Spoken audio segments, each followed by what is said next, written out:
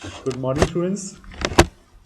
एक बार फिर से आपका स्वागत है टैक्टोन फिजिक्स में। इलेक्ट्रोस्टैटिक्स कर रहे हैं हम, चैप्टर नंबर 1। तो आज के हमारे टॉपिक हैं charge distribution and electric potential energy, part 5 कर रहे हैं हम। तो इससे पहले के जो पार्ट हैं वो आप इस चैनल की प्लेलिस्ट में देख सकते हैं। तो स्टार्ट करते हैं part number 5, charge distribution. Charge distribution से पहले आपको एक छोटा सा टॉपिक करना जरूरी है, पॉइंट चार्ज। पॉइंट चार्ज क्या होता है? देखिए, एक्चुअली जब भी आप कोई ऑब्जर्वेशंस लेंगे ना, ऑब्जर्वेशन लेते हैं तो आप उसको पॉइंट ऑब्जेक्ट मान के लेते हैं। आपने +1 में ये चीज़ पढ़ी है कि आपको जब भी कोई डिस्टेंस या डिस्प्लेसमेंट से रिलेटेड है ना, कोई भी आपको ऑब्जर्वेशन लेनी होती है तो आप पॉइंट ऑब्जेक्ट मान लेते हैं। ठीक है। तो पॉइंट ऑब्जेक्ट एक्चुअल में क्या होता था?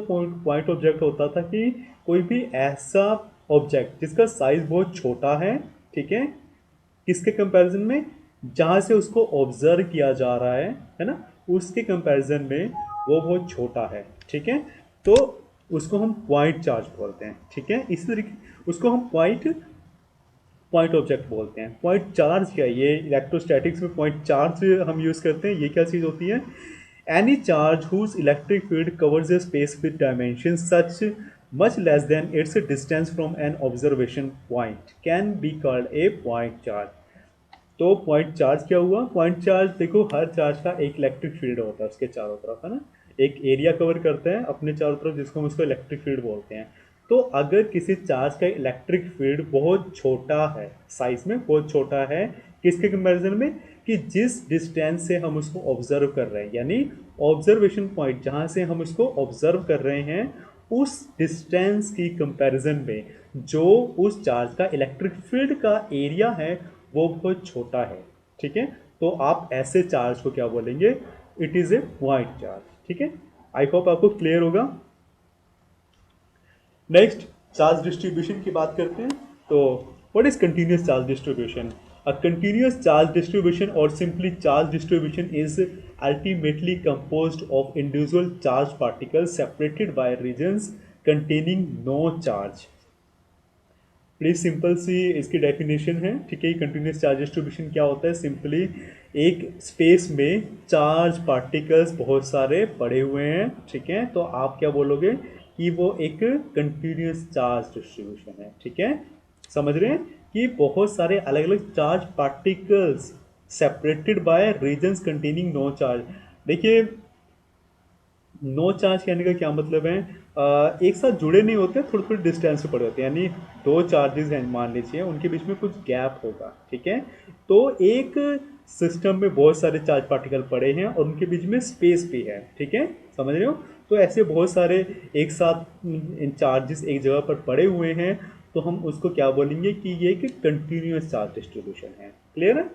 Next, it is actually a system of closely space charge. ये एक एक्चुअल में इसकी एक डेफिनेशन है कि बहुत सारे चार्जेस क्लोजली स्पेस्ड, मतलब क्लोज क्लोज, बहुत पास पास रखे हुए एक दूसरे के साथ, तो हम उसको क्या बोलते हैं? चार्ज डिस्ट्रीब्यूशन ही बोलते हैं, कंटिन्यूस चार्ज डिस्ट्रीब्यूशन। ठीक है। For example, the charge in an electrically charged metal object is made up of conduction electrons moving randomly in the metal's crystal lattice। जैसे अगर आपको पता है, जो मेटल होता है वो एक कंडक्टर होता है ना, यानी उसके बीच में से करंट पास कर सकता है, उसमें एक इलेक्ट्रिक फील्ड प्रोड्यूस किया जा सकता है ना, उसमें एक इलेक्ट्रिक फील्ड बन सकता है। तो इलेक्ट्रिक फील्ड है मतलब उसके अंदर बहुत सारे चार्ज पार्टिकल्स होंगे। ठीक है। तो चार्ज पार्टिकल एक्चुअल में होता है क्या? चार्ज पार्टिकल्स होते हैं कंडक्शन इलेक्ट्रॉन्स। आपको पता है ना, चार्जिंग का मतलब क्या है? कि इलेक्ट्रॉन्स की ट्रांसफर। आपको पता है, जब इलेक्ट्रॉन कहीं से दूसरी जगह पर जाते हैं, है ना, तो जिस जगह पर जाते हैं वहाँ पे नेगेटिव चार्ज आता है, और जहाँ से इलेक्ट्रॉन निकल कर जाते हैं वहाँ पे पॉजिटिव चार्ज आता है। तो चार्ज एक्चुअल में क्या है? इलेक्ट्रॉन्स की मूवमेंट ही है ना। तो चार्ज पार्टिकल्स की मूवमेंट, ये जो इलेक्ट्रॉन्स की मूवमेंट है किसी भी मेटल सरफेस के ऊपर, एक कंडक्टिंग सरफेस के ऊपर, वो एक्चुअल में एक कंटिन्यूस चार्ज डिस्ट्रीब्यूशन का ही तो एग्जाम्पल है ना। कि मेटल क्या सरफेस है, उसके ऊपर इलेक्ट्रॉन्स मूव कर रहे हैं बहुत सारे, यानी बहुत सारे चार्ज पार्टिकल्स मूव कर रहे हैं, तो बहुत सारे चार्ज पार्टिकल्स वहाँ पर पड़े हुए हैं। ठीक है। तो हम उसको कंटिन्यूस चार्ज डिस्ट्रीब्यूशन ही बोलेंगे। Then types of continuous charge distribution. Continuous charge distribution basically तीन तरह के होते हैं। हम इन्हें पढ़ेंगे। जो तीन तरह के होते हैं इनका क्या क्या नाम है? First one is linear charge distribution, second one surface charge distribution and the third one is volume charge distribution. Simple इनकी जो डेफिनेशन है सब एक जैसी हैं, आप एक याद करेंगे तो बाकी भी अपने आप हो जाएंगे, बस इसको डेनोशन इनको लिखने का और उनके सिंबल अलग अलग हैं, बाकी एक ही डेफिनेशन ऑलमोस्ट इनकी आप आसानी से याद कर सकते हैं। ठीक है, तो हम स्टार्ट करते हैं लीनियर चार्ज डिस्ट्रीब्यूशन से। लीनियर चार्ज डिस्ट्रीब्यूशन जिसे हम लाइन चार्ज डिस्ट्रीब्यूशन भी कहते हैं, वो एक्चुअल में क्या होता है, डेफिनेशन पढ़ते हैं पहले। If the charge is distributed over a straight line और over the circumference of a circular और even the edge of a cuboid, then this charge distribution is called linear charge distribution. जैसे कि इसके definition से ही पता चलता है कि लीनियर या फिर लाइन चार्ज यानी एक लाइन के लो, जैसे कोई लाइन ड्रॉ किया आपने, जैसे इस डायग्राम में दिख रहा है, ये एक लाइन है। ठीक है, ये लाइन एक किनारा है, ये किनारा किसी क्यूबॉइड का हो सकता है, क्यूबॉइड आपको पता है क्यूब शेप में हो जाता है, क्यूबिकल शेप में, या फिर कोई सर्कल है, उसके जो सर्कमफ्रेंस है, उसका जो किनारा है ना, उसका जो एज है, वो भी एक लाइन ही होगी एक तरीके से, है ना। जो आर्क होती है मान लीजिए सर्कल की, वो थोड़ी सी घूमी हुई होती है, लेकिन होती तो वो लाइन ही है ना। ठीक है, तो एक लाइन के अलोंग अगर चार्ज डिस्ट्रीब्यूटेड है तो हम उसको क्या बोलेंगे, लीनियर चार्ज डिस्ट्रीब्यूशन या फिर लाइन चार्ज डिस्ट्रीब्यूशन में। जैसा इसमें दिखाया है कि एक लाइन के अलोंग, ये एक लाइन है सिंपली, ठीक है ना, तो इस लाइन के अलोंग ये चार्ज डिस्ट्रीब्यूटेड है। ठीक है, तो मैं मान लेता हूँ कि एक ये लाइन है और इस लाइन की अगर टोटल लेंथ में मान लेता हूँ एल है ना, टोटल लेंथ इस लाइन की टोटल लेंथ एल है, तो जो स्मॉल लेंथ है उसको हम डी एल मान सकते हैं। ठीक है, इस तरीके से अगर मैं मानता हूं कि इस डी एल लेंथ पे यानी इस लेंथ के ऊपर जो रेड कलर से मैंने इस तरीके से मार्क करके दिखाया हुआ है, इतनी से एरिया में यानी इतनी लेंथ के ऊपर जो चार्ज है वो मैं मान लेता हूँ बहुत कम चार्ज की वैल्यू, जिसको मैं डी क्यू मान लेता हूँ। ठीक है, समझ रहे हो। ठीक है, तो आप यहाँ से टोटल चार्ज निकाल सकते हैं। ठीक है, इस लाइन के ऊपर कितना होगा, देखिए कैसे निकालेंगे।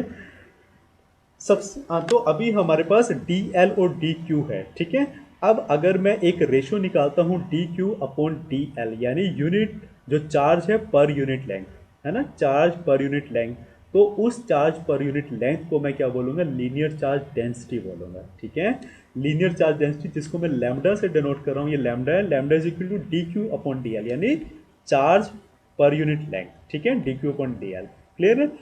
अगर मैं d q upon d l को इंटीग्रेट कर देता हूँ पूरी लेंथ के साथ, ठीक है, एल, देखो ये मैंने क्या किया, इसको जो आपका ये वाला था डी क्यू, अगर मैं इसको डी क्यू को यहाँ पे रहने देता हूँ और डी एल को इस तरफ ले जाता हूँ, तो ये लैम्डा डी एल हो जाएगा, लैम्डा डी एल होगा। और आपको मान लीजिए टोटल चार्ज निकालना है कि इस लेंथ एल पर कितना इस पर चार्ज है, टोटल चार्ज कितना है, तो आपने डी क्यू निकालना है, तो आप लैम्डा को इधर ले जाएंगे तो लैम्डा इंटू डी एल हो जाएगा और एक तरफ आपका डी क्यू हो जाएगा, ऐसा इसमें है। ठीक है, अब डी क्यू को जब आप इंटीग्रेट करेंगे तो स्मॉल से वो बड़ा बन जाएगा, यानी डी क्यू को इंटीग्रेट करने के बाद क्यू, क्यू क्या होगा, टोटल चार्ज जो इस पूरी लाइन के ऊपर है। ठीक है, और लैम्डा डी एल को आप इंटीग्रेट कर देंगे पूरी लेंथ के साथ, यानी एल के विद रिस्पेक्ट टू में इसको इंटीग्रेट करेंगे, यानी है ना, पूरी लेंथ की जो वैल्यू है टोटल लेंथ की वो एल है, तो अब एल से इंटीग्रेट करेंगे lambda into D L factor को, तो आपके पास टोटल चार्ज आ जाएगा। ठीक है, तो आई होप आपको क्लियर हुआ कि charge density, linear charge density क्या है। यूजुअली ये भी क्वेश्चन आ जाता है कि लीनियर चार्ज डेंसिटी के बारे में बताइए क्या होता है, तो आप बता सकते हैं चार्ज पर यूनिट लेंथ इस तरीके से एग्जांपल देकर आप एक छोटा सा इसका डेरिवेशन भी इस तरीके से दे सकते हैं। ठीक है, तो इस तरीके से आप लीनियर चार्ज डेंसिटी का यूज़ करके, लेंथ का यूज़ करके टोटल चार्ज एक लाइन पर कितना पड़ा हुआ है आप उसको निकाल सकते हैं। ठीक है, तो जो लीनियर चार्ज डेंसिटी है मीन्स जो लैम्डा है उसका यूनिट क्या होगा, उसका यूनिट बड़े आसानी से निकाला जा सकता है, d q upon d L, या फिर टोटल की बात करें तो क्यू अपॉन एल होगा, है ना, क्यू अपॉन एल होगा। तो क्यू कूलम में मेजर होता है और एल लेंथ किस में मेजर होती है, मीटर में। ऐसा यूनिट में ही लेंगे हम हमेशा, जब भी बात करेंगे हम स्टडी पॉइंट ऑफ व्यू से, तो ऐसा यूनिट की ही बात करेंगे। ठीक है, तो ये कूलम पर यूनिट लेंथ है, कूलम पर यूनिट मीटर है ये, तो ये कूलम पर मीटर हो जाएगा। ठीक है, coulomb per metre. I hope ये क्लियर होगा आपको। नेक्स्ट हम पढ़ते हैं सरफेस चार्ज डिस्ट्रीब्यूशन। ज़्यादा डिफरेंस नहीं है, लीनियर चार्ज डिस्ट्रीब्यूशन में एक लाइन के लॉन्ग था, और अब ये देखिए यहाँ पर एक सरफेस है ना, सरफेस में बहुत सारे लाइंस हैं इस तरीके से, तो ये टोटल एक 2 डायमेंशनल सरफेस बन जाता है। क्लियर है, तो तो इस तरीके से अगर चार्ज डिस्ट्रीब्यूटेड है तो हम उसको सरफेस चार्ज डिस्ट्रीब्यूशन बोलेंगे। और मान लेता हूँ मैं कि एक स्मॉल एरिया में, स्मॉल सरफेस एरिया, पूरे सरफेस एरिया में से एक स्मॉल सरफेस एरिया ले लेता हूँ जिसकी जो सरफेस एरिया वो स्मॉल है, तो मैंने डी एस को डिनोट कर दिया। और उस सरफेस एरिया पर जो चार्ज की अमाउंट है, ठीक है, उसको आपने डी क्यू बोल दिया। इसी तरीके से जैसे आपने लीनियर चार्ज डेंसिटी की बात की थी, इस तरीके से आप सरफेस चार्ज डेंसिटी की बात करेंगे। सरफेस चार्ज डेंसिटी जिसको हम सिग्मा से डिनोट करते हैं, है ना, सिग्मा से।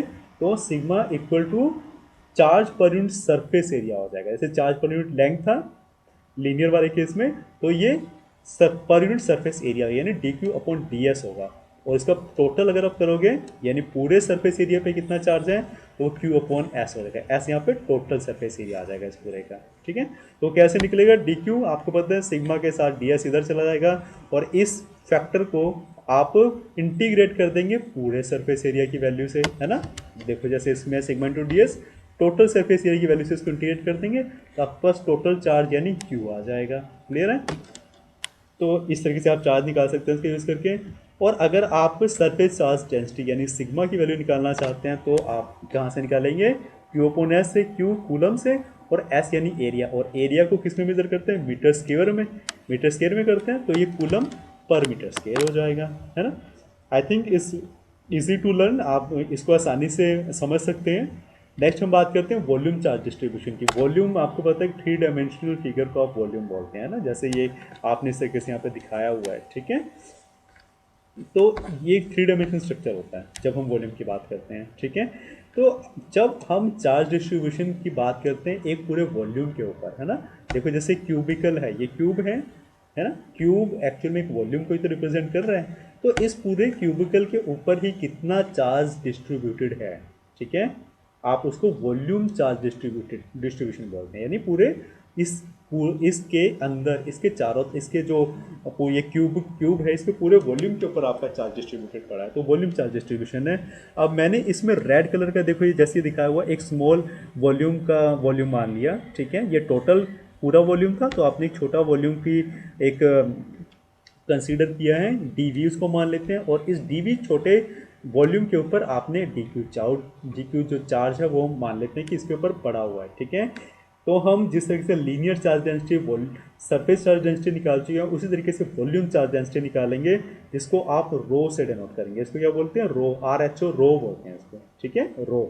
तो ये क्या होगा, q d q upon d v, ठीक है, d q upon d v.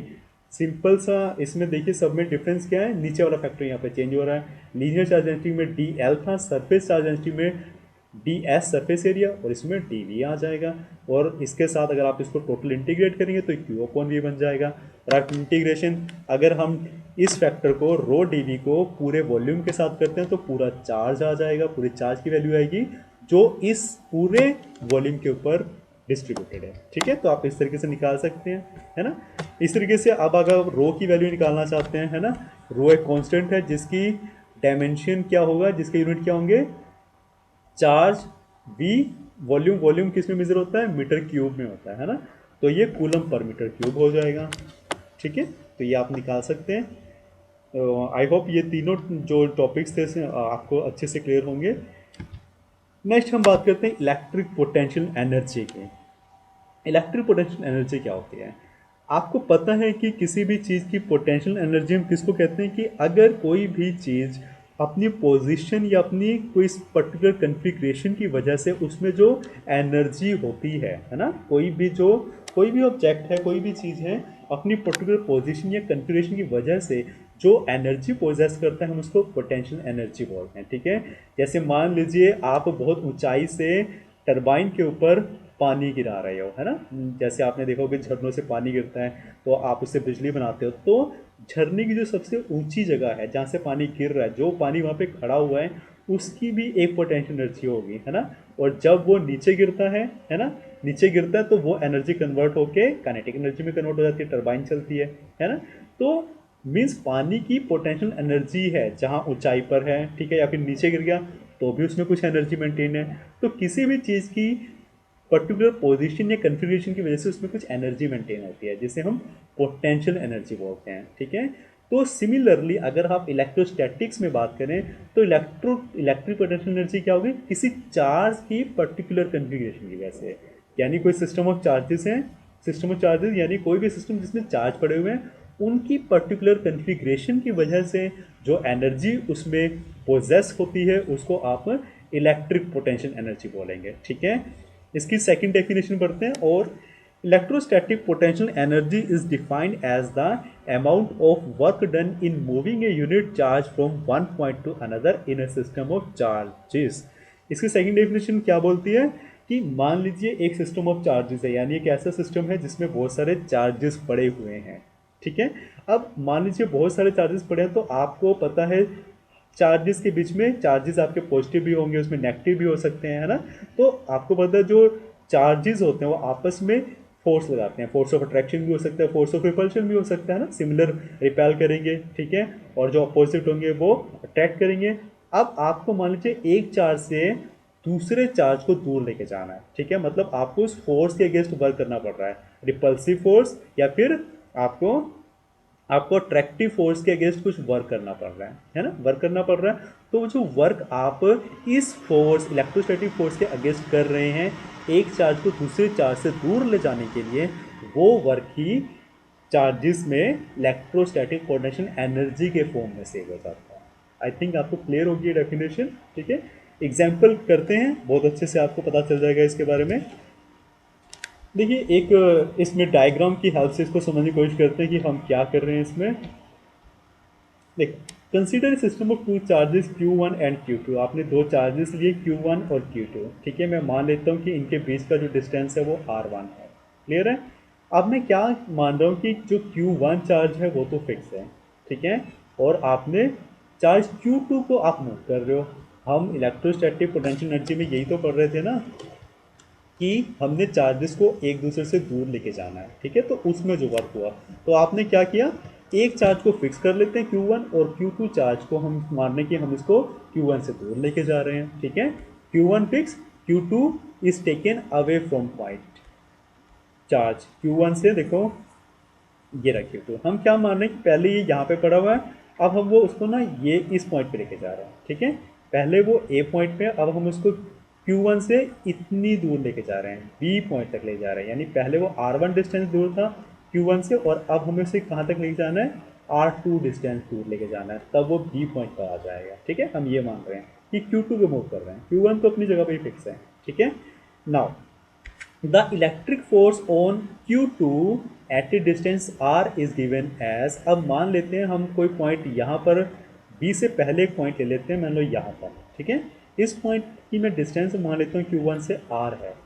ठीक है, अभी मैं मान लेता हूँ कि Q2 यहाँ पर है, अभी B तक नहीं पहुँचा, वो इस जगह पर पहुँचा जिसकी डिस्टेंस Q1 से R है। ठीक है, तो अगर यहाँ पर है तो अगर हम कूलम लॉ की बात करें, है ना, तो कूलम लॉ के अकॉर्डिंग फोर्स कितना होगा उसके ऊपर, Q1 Q2 4 pi epsilon not R square, क्योंकि अभी इस पॉइंट पे तो उनके बीच का जो डिस्टेंस है वो R है ना, इस पॉइंट पर R की डिस्टेंस है, R दूर है, तो Q1 Q2 4 pi epsilon not R square. और R ये आपको पता है ये यूनिट वेक्टर उस फोर्स की डायरेक्शन बताएगा। ठीक है, तो यहाँ पर इस पॉइंट पर फोर्स की वैल्यू इतनी होगी, कितना फोर्स अभी लग रहा है। ठीक है, अब क्योंकि मैं इस फोर्स जो फोर्स लग रहा है इस फोर्स के अगेंस्ट कुछ वर्क कर रहा हूँ, है ना। अब मैं मान लेता हूँ कि अभी यहाँ पर है, तो मैं उसको ना आर से ना थोड़ा सा और आगे लेके जाता हूँ, मैं डी आर डिस्प्लेसमेंट और देता हूँ, यानी आर से थोड़ा सा और लेके जाता हूँ, डी आर डिस्टेंस और दूर लेके जाता हूँ। यानी आपने कुछ वर्क किया Q2 को डी आर डिस्टेंस तक मूव करने में, तो आपका जो वर्क होगा डी डब्ल्यू वो एफ डॉट डी आर होगा। ये आपको पता है work is equal to force into distance होता है, तो एफ ये वैल्यू और डी आर ये वैल्यू। ठीक है, तो अभी ये जो वर्क है ये स्मॉल वर्क है, यानी आपने स्मॉल वर्क जो किया है चार्ज Q2 को सिर्फ बी आर डिस्टेंस तक मूव करने के लिए। ठीक है, बट आपको क्या करना है, आपको तो B तक देखना है ना, B तक देखना है आपको, और B1 आपकी R2 डिस्टेंस है। ठीक है, तो अगर आप इस स्मॉल वर्क को इंटीग्रेट कर देंगे टोटल डिस्टेंस वैल्यू के साथ, जो एक्चुअल में कितने डिस्टेंस तक आपको लेके जाना है, इनिशियल से फाइनल पोजीशन के बीच में जो डिस्टेंस है उनकी वैल्यू से इस स्मॉल वर्क को इंटीग्रेट कर देंगे, तो आपके पास टोटल वर्क आ जाएगा। ठीक है, कि जब R1 से R2 को मूव करने में R1 यानी ए पॉइंट पे था, और बी पॉइंट तक यानी R2 डिस्टेंस तक Q2 को मूव करने में जो आपको वर्क करना पड़ा, आप इस स्मॉल वर्क को इंटीग्रेट कर देंगे किन वैल्यूज के साथ, R1 से R2 के साथ, तो आपका टोटल वर्क आ जाएगा, है ना, Q2 को A से B में मूव करने में। क्लियर है आपको, ये क्लियर ना, R1 और R2 से इंटीग्रेट क्यों किया, क्योंकि R1 इनिशियल वैल्यू थी और R2 डिस्टेंस आपको टोटल मूव करना था, तो इनिशियल ये वैल्यू होगी डिस्टेंस की और टोटल कितना मूव करना था, R2। तो इन लिमिट्स के बीच में आपने इस स्मॉल वर्क को इंटीग्रेट कर दिया। ठीक है, आपने सिंपली क्या किया, एफ की जगह ये वाली जो वैल्यू थी एफ Q1 Q2, ये जो एफ की वैल्यू थी ये आपने सिंपली यहाँ पे पुट किया। आपने ये डायरेक्शन वाला फैक्टर नहीं लिया क्योंकि आपने सिंपली मैग्नीट्यूड निकालना है, तो अपनी वाला फैक्टर यहाँ पे आर, ये जो यूनिट वेक्टर दिखाया हुआ है इसको नहीं लिया हुआ, सिर्फ इतना पार्ट आपको आर स्क्वायर तक यहाँ पे लिखे है ना, और साथ में टी आ रहा है क्योंकि इस डी डब्ल्यू को तो इंटीग्रेट कर रहे हैं हम, है ना, डी आर हो गया। अब जब हम इसको सॉल्व करेंगे तो ये आपके पास Q1 Q2 4/ε0 तो कॉन्स्टेंट है, इसको हम बाहर ले सकते हैं, तो आपका इस तरीके से आ जाएगा 1/R1 माइनस 1/R2। जब आप इंटीग्रेट करेंगे आर स्क्वायर आपको पता है आर की -1 ऊपर जाके -2 तो -2 + 1 और -2 + 1 तो -1/R हो जाता है। आप इसको सोल्व करके देखेंगे अगर आपको इंटीग्रेशन अच्छे से आती है तो -1/R इस तरीके से आएगा। तो आपका जो आपका रिजल्ट आएगा तो इस तरीके से कुछ आएगा, Q1 Q2 4/ε0 1/R1 minus 1/R2 आएगा। ठीक है, आई थिंक यहाँ तक आपको क्लियर होगा। आगे चलते हैं। तो change in potential energy UR2 minus URN this, आपको पता है जो अब एक पर्टिकुलर पोजीशन की वजह से हर चार्ज के अंदर कुछ एनर्जी पोजेस होगी जो उसकी पोटेंशियल एनर्जी होती है। ठीक है, तो मान लीजिए अगर वो Q2 R1 पे है तो इस वक्त भी उसमें एक पोटेंशियल एनर्जी होगी जिसको आप UR1, ये देखिए कैपिटल UR1 से डिनोट कर सकते हैं। ठीक है, और जब वो R2 पे मूव कर जाएगा, है ना, तो यहाँ पे भी Q2 के अंदर एक इलेक्ट्रोस्टैटिक पोटेंशियल एनर्जी होगी जो हम UR2 से डिनोट कर सकते हैं। समझ रहे हैं, UR1 और UR2 क्या है, पोटेंशियल एनर्जी Q2 के अंदर पर्टिकुलर डिस्टेंस पे कि R1 पे कितनी है पोटेंशियल एनर्जी और R2 पे जब वो पहुंच गया उस पोजीशन की वजह से उसमें कितनी पोटेंशियल एनर्जी है। ठीक है, तो UR2 माइनस UR1, तो आपका जो चेंज इन पोटेंशियल एनर्जी है कि कितनी चेंज आया है R1 R2 की पोटेंशियल एनर्जी में, वो आप इस तरीके से लिख सकते हैं UR2 माइनस UR1, है ना।